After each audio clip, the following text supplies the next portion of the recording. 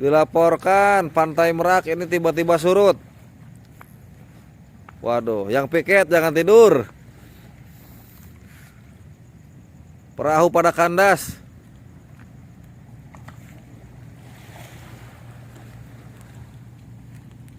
Ada apa ini?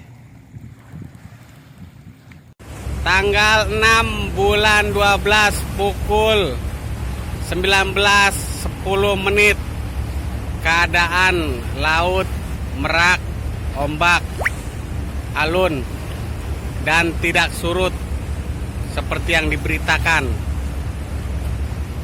Tuh, lihat. Tidak surut laut.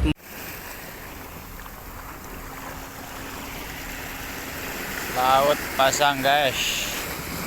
Nih, pasang, nggak surut, nggak apa. Pasang gede ya. Oke, guys, pasang gede nih. Nggak ada surut.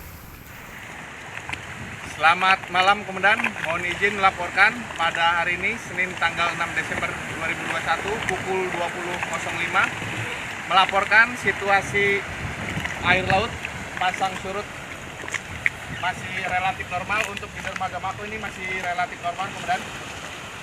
Untuk 815 mendung, ombak kurang bersahabat. Untuk angin sepoi-sepoi. Demikian Komandan yang dapat dilaporkan. Selamat malam.